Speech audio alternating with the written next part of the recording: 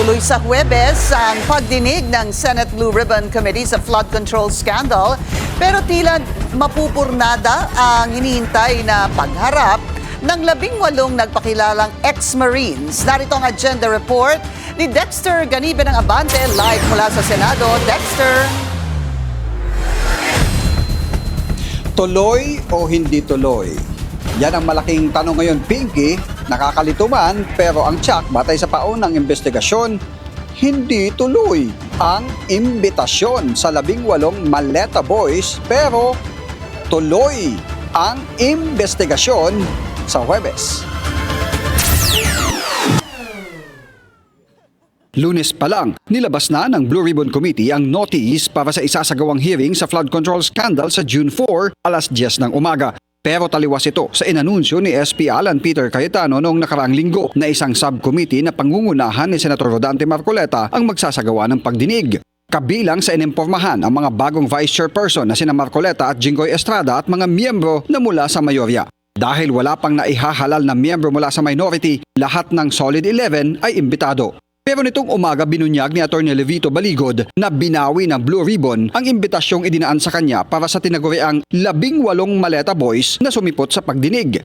Matapos niyang matanggap ang unang imbitasyon hapon ng Lunes, agad din niyang natanggap Lunes ng gabi ang pagbawi rito. Duda niya, maaring may kinalaman ito sa pinagdadaanan ngayon ng liderato ng Senado. Ayon pa kay Atty. Baligod, unti-unting sinusunog ang Senado at tingin niya may kinalaman dito ang mga nasa minority na suportadoan niya ng executive branch at ng Kamara. Kaya malinaw na umano sa kanya kung sino ang ayaw na makalkal ang isyu ng pinakamalalang pagnanakaw sa kaban ng bayan. Sila raw yung ayaw marinig ang testimonya ng Maleta Boys, dating Yusek Adrian Bersamin at dating Budget Secretary Amina Pangandaman. Una nang nanawagan si SP Alan sa publiko na bantayan ang Senado. I'm inviting the whole public, bantayan yung Senado, in the same manner that we are on trial when we have the impeachment. We also have to hold everyone accountable pagdating dito sa flood control. Sa kanyang FB Live, pinaliwanag ni Senate President Alan Peter Cayetano na ang patuloy nilang pagliban sa pagdalo sa sesyon na inaasahan siyang maging senaryo muli bukas ay para matiyak na matutuloy ang unang nakaschedule na Senate Blue Ribbon Committee hearing sa Huwebes. Pinangangambahan kasi ni Cayetano dahil 11-11 na ang bilang ng minority at majority kapag nailipat sa kabilang mayorya, mababago ang committee chairmanships at maaring hindi matuloy ang Blue Ribbon hearing sa Huwebes. Mas mahalagaan niya na matuloy ang June 4 hearing ng Blue Ribbon na pangungunahan ng kanyang kapatid na si Senator Pia Cayetano. Committee ang notice para sa isasagawang hearing sa flood control scandal sa June.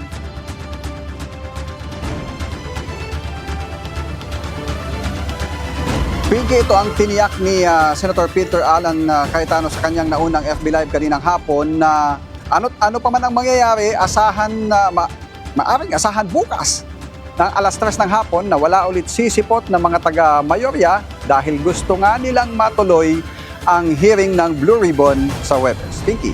So Dexter, sa madaling salita, kaya hindi sila nagpakita ngayong araw ay para maprotektahan yung mangyayaring Senate Blue Ribbon Committee hearing sa darating na Huwebes.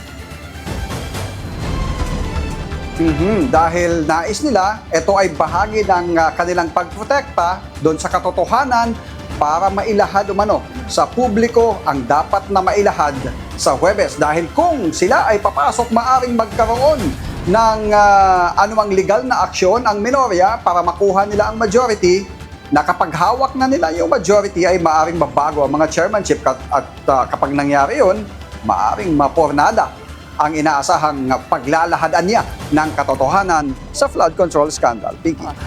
Mabilis lang, no, Dexter? So dahil nga ang nakikita natin ngayon ay 11-11, para ba to declare the seats vacant doon sa committee chairmanship, ano ba ang numero na kailangan? Ito yung magic number 13 para mapalitan ang liderato ng Senado. Pero kahit maging 12-10 ang bilang, mapupunta doon sa pinakamataas na bilang ang majority. Pinky. Maraming salamat, Dexter Ganibe ng Abante, nag-uulat ng live mula sa Senado. mag-follow sa aming mga social media accounts at mag-subscribe sa aming YouTube channel para sa pinakahuli at eksklusibong mga balita.